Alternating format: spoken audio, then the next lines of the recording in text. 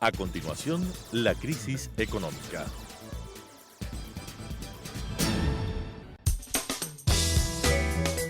Clasificación B, bajo supervisión de un adulto.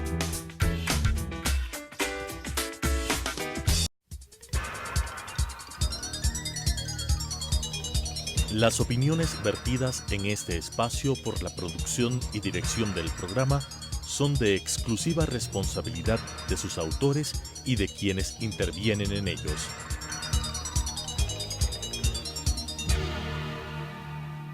Telesucesos Canal 29 UHF presenta La crisis económica, asuntos de tipo económico, financiero, fiscal, competitividad, sector externo, cómo restaurar los equilibrios macroeconómicos del país, cuáles son sus soluciones para restaurar no solamente los equilibrios, sino iniciar la recuperación económica que todos los ecuatorianos queremos en este país, con la conducción del economista César Robalino Gonzaga.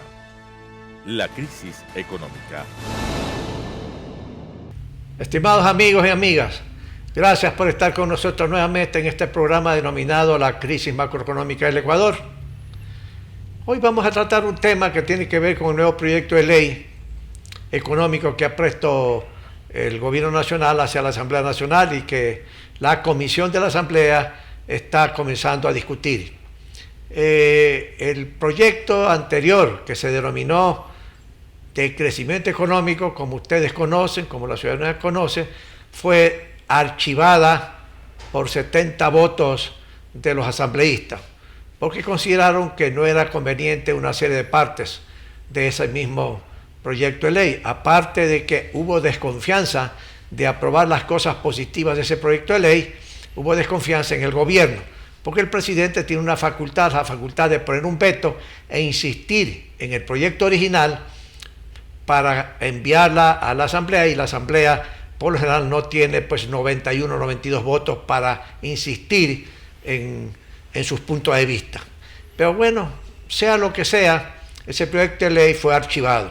Los efectos sobre eso han sido sumamente preocupantes. Primero, porque ha afectado interna y externamente las expectativas de los empresarios, de los agentes económicos, no importa si son nacionales o internacionales. Y a nivel internacional, aparte de esas expectativas, sencillamente se produjo que el índice que mide la confianza internacional en un país, sencillamente subió a más de 1.400 puntos. Lo que significa que si el gobierno ecuatoriano el día de mañana quisiera emitir 1.000, 2.000, 3.000 millones de dólares a 5 o 10 años plazo para colocarlo en el mercado privado de capitales internacionales, vía bancos de inversión en Nueva York, en Zurich, etcétera, tendrían que pagar tasas de interés de 15 a 16%. Eso sería una monstruosidad. Y el propio ministro Martínez de Finanzas actualmente ha dicho que él no va a cometer ese error de emitir bonos para pagar esas tasas de interés. El gobierno, frente a esa realidad, frente a la decisión de la Asamblea Nacional, decidió reducir sus aspiraciones, reducir todos sus cálculos, la voluntad que tenía para poder abordar una serie de temas que requieren ser atendidos en la economía, como el tema monetario, el tema del Banco Central, etcétera, etcétera, etcétera. Y decidió enviar un nuevo proyecto de ley que está en discusión, que se concentra fundamentalmente en la parte tributaria. Y hay varias partes, varios elementos de ese proyecto de ley de reforma tributaria que estaban en el proyecto anterior, ¿sí?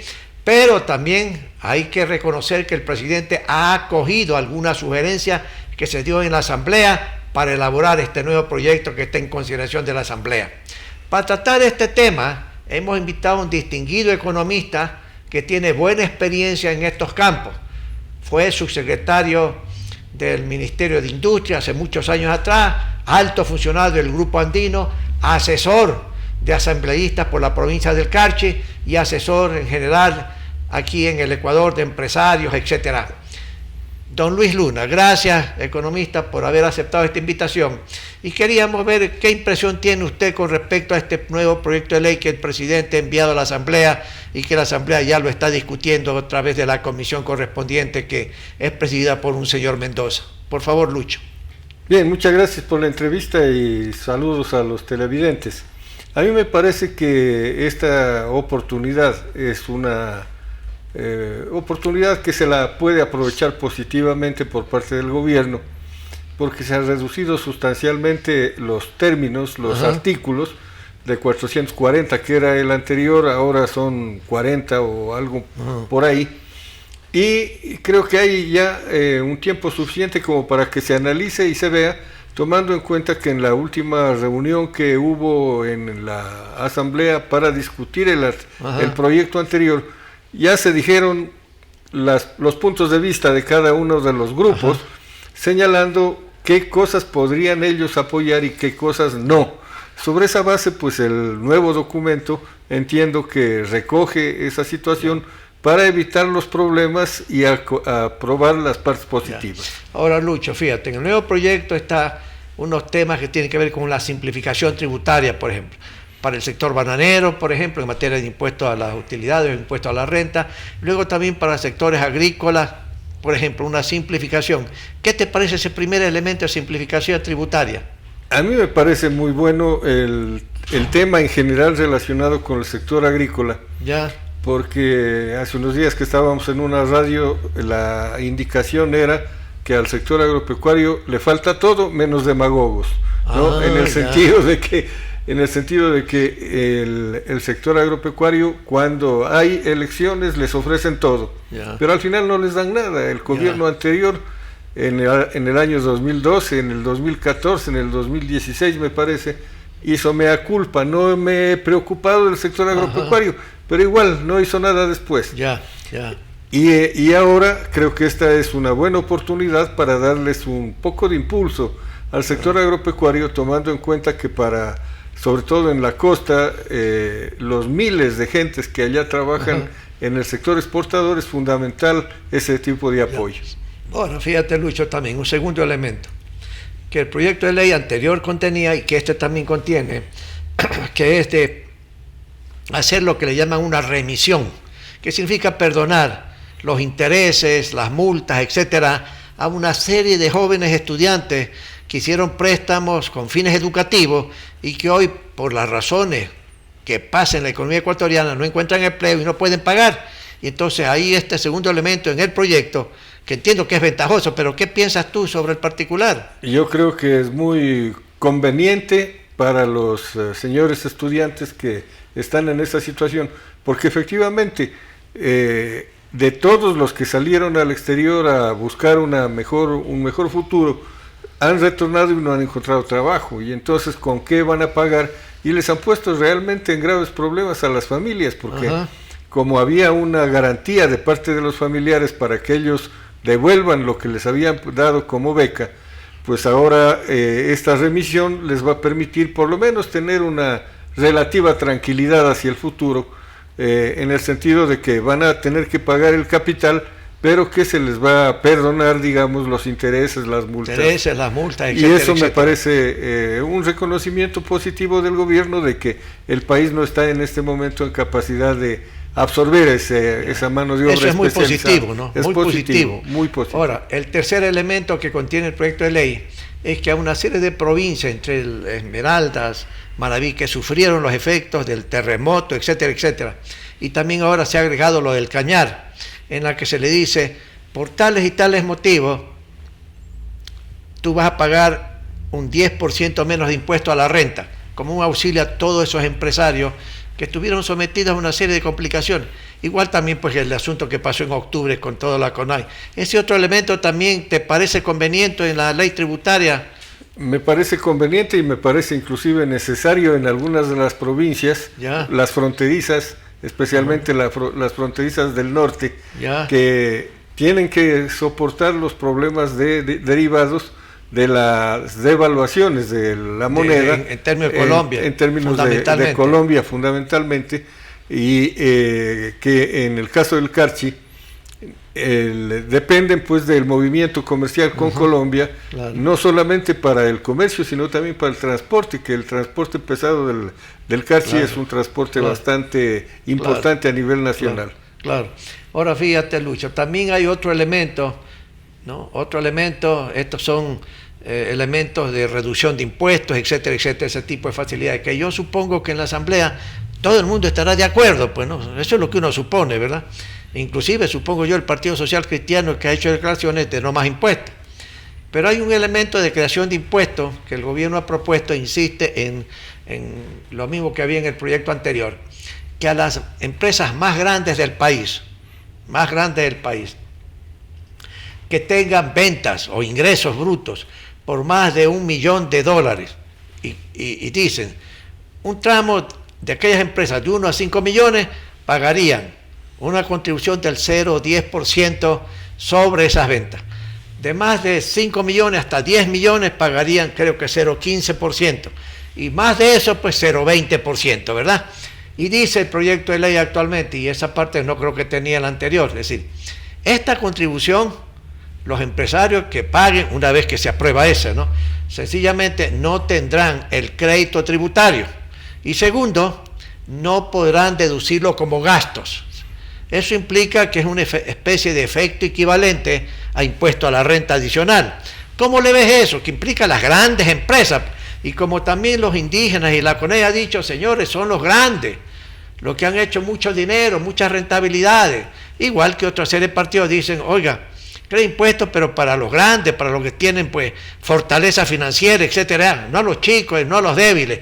¿Qué te parece ese tipo de medidas ahí? Mira, desde el punto de vista del rendimiento, a mí me parece que el aporte que va a hacer eventualmente cada una de estas empresas no es significativo en función por empresa, en función claro, del volumen de ingresos que tiene. El porcentaje es pequeño.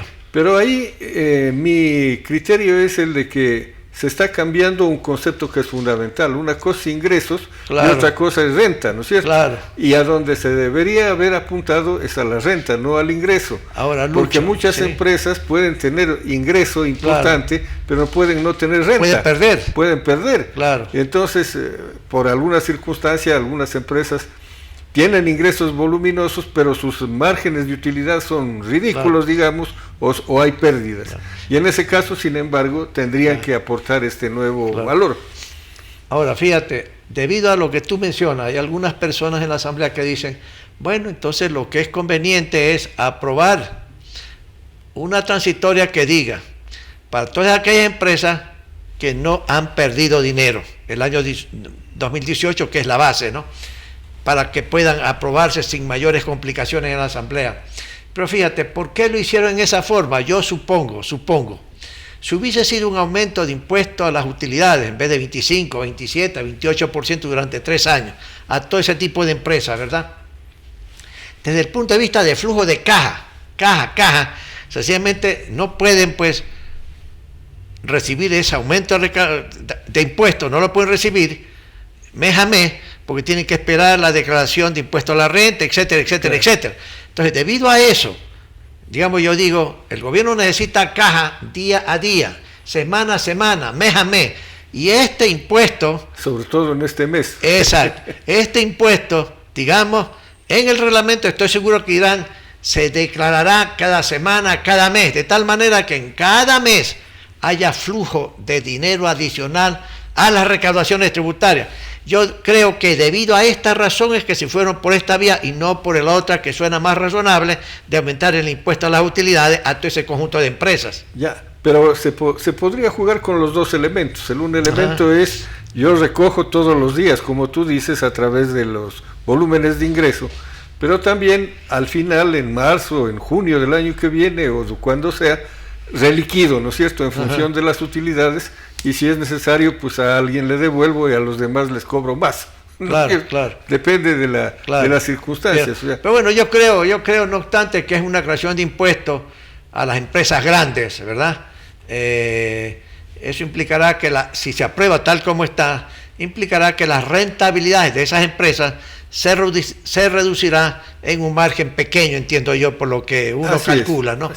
Pero aparte de eso, fíjate, hay la creación de impuestos en que se insiste para una serie de facilidades tecnológicas como el pospago, por ejemplo. ¿Cómo le ves ahí? Mira, Yo por principio creo que todo lo que tiene que ver con la tecnología moderna hay que liberarla de impuestos. Hay que liberarlo. Ya. Inclusive había una decisión de Naciones Unidas o de la Organización Mundial del Comercio, me parece, en el sentido de que todo lo que tenga que ver con equipos, maquinarias, debe estar libre de etcétera, y operación de la parte electrónica tiene que estar libre, porque eso es el principio del manejo del Internet, ¿no es cierto? Además, porque eso te crea más productividad, más eficiencia, y no hay que obstaculizar todo eso. Ahora, el ministro de Comunicaciones decía que en otros países sí se cobra y que aquí es uno de los pocos en donde no se cobra. Podría ser, ¿no?, que se establezca, pero quizás con un sentido más general y menos gravoso, digamos, a fin de que la gente pues contribuya, porque también es cierto que muchas personas no pagan nada, pero exigen todo. De acuerdo. Por ejemplo, tú tienes el caso de Uber, ese servicio de taxis, privado, Uber. Entonces, la explicación que da alguna gente del gobierno dice, por ejemplo, ¿cómo es posible que el servicio de Uber no pague? Pues no. Amigos, hay que hacer algo ahí.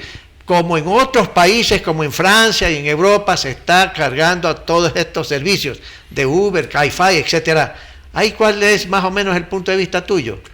Mira, ese tipo de servicios son servicios más bien de tipo físico, ¿no es cierto? De prestación de una actividad, un servicio, pero que es una carrera de taxi equivalente. Claro. Si los taxistas pagan impuesto a la renta, debería pagar Uber también una contribución. Claro. Pero de lo que tengo entendido, los taxistas casi que nunca pagan. Nunca conocen esa palabra, impuesto a los ingresos. Así es.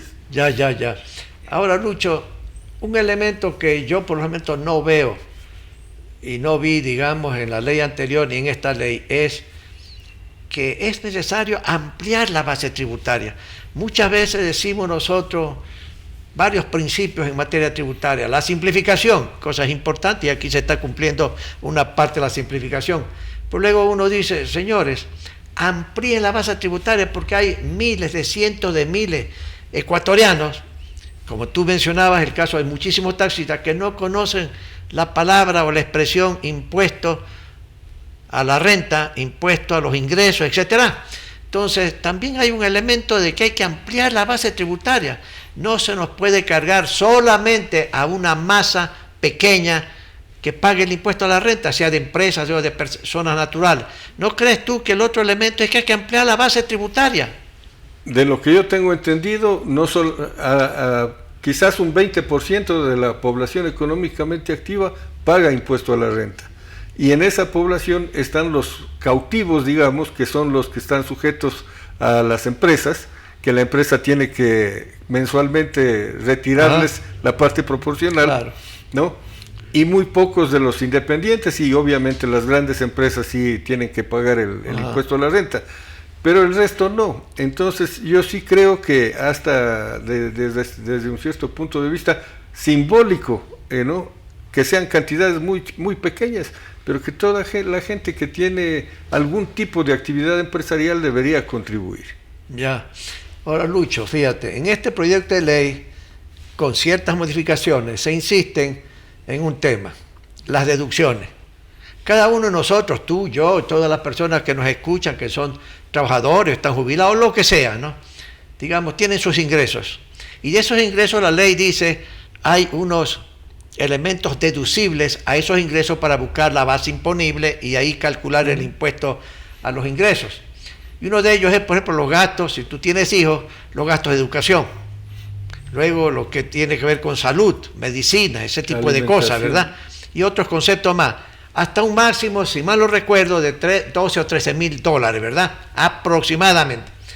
Entonces tú de los ingresos deduces todo eso. Y ahí buscas la base para calcular el impuesto. Pero en el proyecto anterior y en este proyecto se eliminan totalmente. Ahora la excepción que han hecho es, dicen, bueno, solamente hay un elemento deducible que yo permitiría, dice el gobierno, cuando por motivo de salud uno tiene una enfermedad catastrófica. Se me ocurre para el Alzheimer, se me ocurre el cáncer, algo así por decir. Pero el resto de enfermedades no puedes tú deducir nada. eso implica una especie de aumento del impuesto a la renta personal. ¿Cómo le ves tú esto? Quizás ahí cabe una aclaración. No es general el asunto, es exclusivamente para las personas que reciben más de $100,000 hacia arriba. $100,000, o sea, unos 8.200 de ingresos mensuales. Los televidentes mensuales. no vayan a pensar que es para todo el mundo. No, es para los que solamente para los que tienen de más de 100,000 para arriba. En esos casos yo estoy totalmente de acuerdo en que si hay una enfermedad catastrófica donde tú necesitas gastar 40, 50, 60 mil dólares en un mes, digamos, por alguna circunstancia, yo creo que ahí se justifica en esos casos. Yeah. Pero el resto de deducciones que sí la podemos hacer los que tenemos ingresos menores, esa no me parece que estaría bien a las personas que reciben $8,000 mensuales, pues porque primero, por lo general, los gastos comunes, digamos, de alimentación, vestido, etcétera, no son importantes. O sea, ellos tienen un margen de ahorro que el resto no tiene. Claro, ¿ya? claro. Por un lado. Y por otro lado, el tipo de consumo que ellos tienen ya es un consumo más bien de productos importados, no de productos nacionales. La clase media, ¿no? pues, es la clase media. Clase media alta, ¿no? $8,000 ya es una cantidad importante. Ya. Entonces, ahí yo veo que está bien lo de salud, pero hasta ahí. Ya. Ahora, Lucho, con estos cambios que implican, digamos, que el gobierno ha aceptado ciertas sugerencias dentro del debate de la ley anterior que fue archivada, ¿no? ¿Tú crees que las condiciones que se pueden estar dando en la Asamblea es de que realmente tal como está el proyecto, o a lo mejor con modificaciones muy pequeñas, se puede aprobar?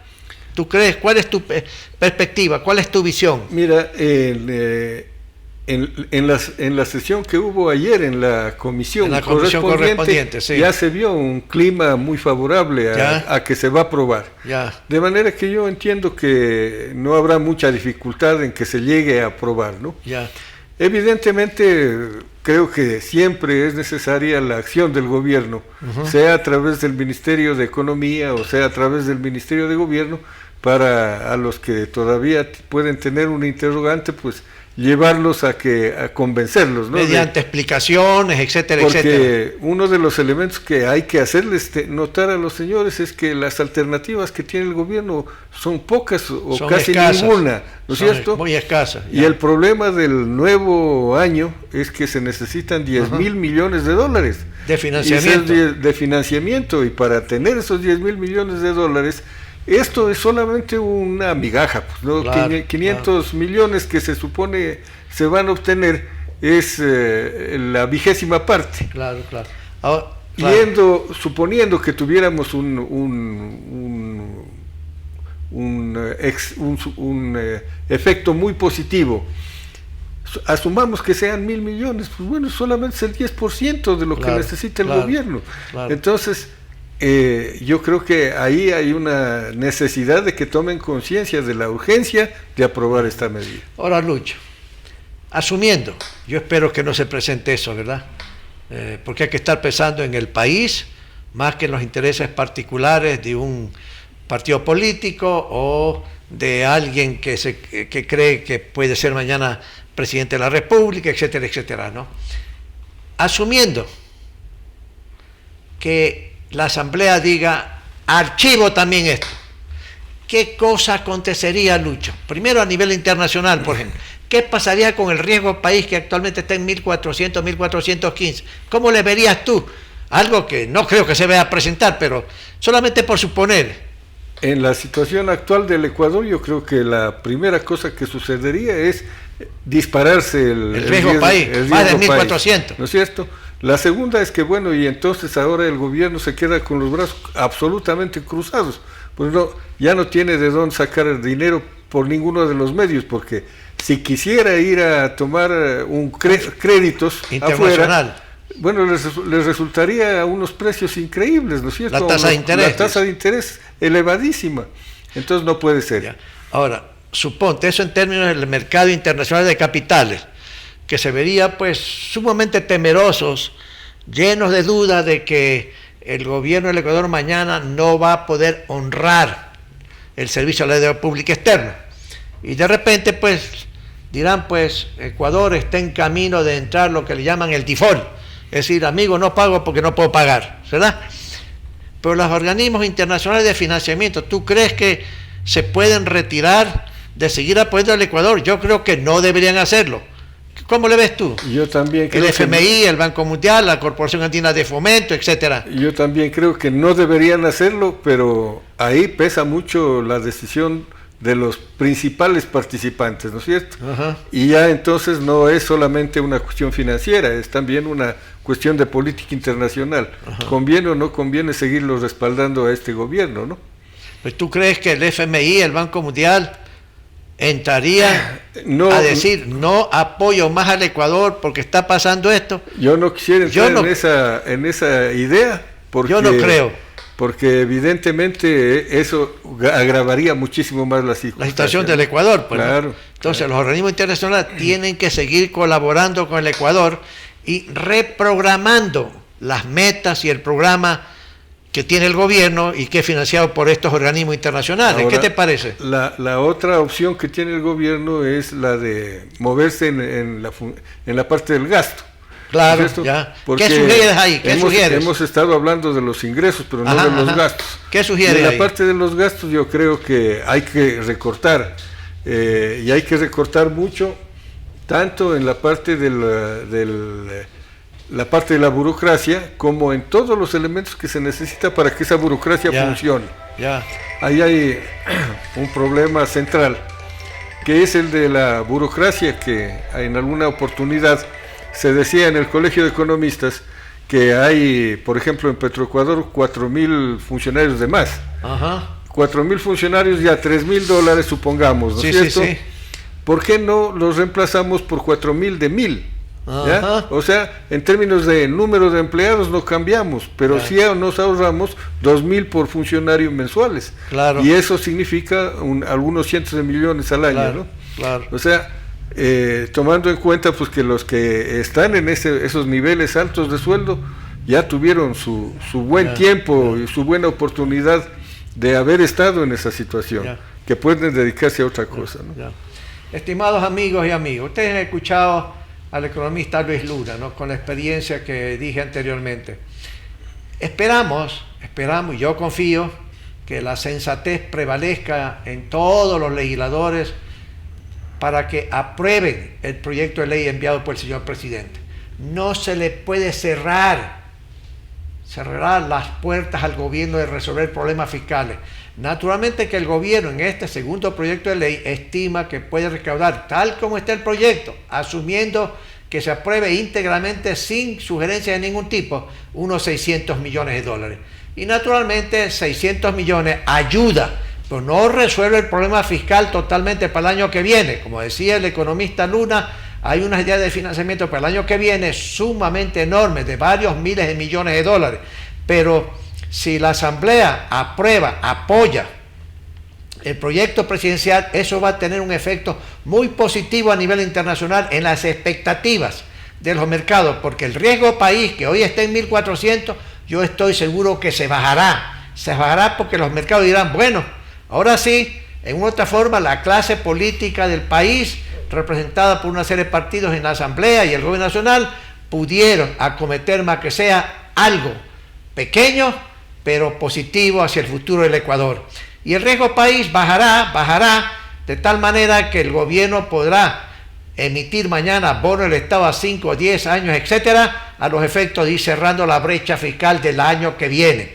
Pero también, como varias veces en este programa hemos dicho, es necesario que el gobierno aumente más ingresos, ya no solamente a través de estas sugerencias que el gobierno ha dado a la Asamblea y que hemos tratado aquí en esta mesa con el economista Luna, sino también hay que subir la producción de petróleo a 700.000 barriles diarios. Eso sí es posible. Y también hay que hacer la concesión del campo Sacha por 2.000 millones de dólares más o menos. Y negociar con los organismos públicos de China continental, sean ministerios, sean bancos públicos de China, a renegociar la deuda y los contratos petroleros. Yo varias veces he dicho con otros invitados de que se deben emitir bonos a 30 años plazo para darle a China a cambio de toda la deuda que se tiene. Amigos y amigas, les agradezco nuevamente por estar con nosotros y volveremos la próxima semana para analizar un tema, la proforma presupuestaria para el año 2020 del Gobierno Nacional. Gracias, amigos. Hasta la próxima semana. Las opiniones vertidas en este espacio por la producción y dirección del programa son de exclusiva responsabilidad de sus autores y de quienes intervienen en ellos.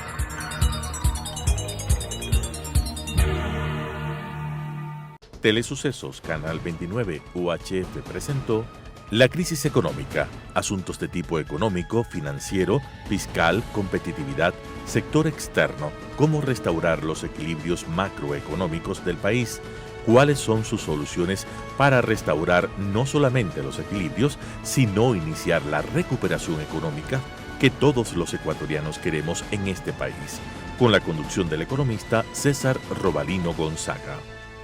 La crisis económica.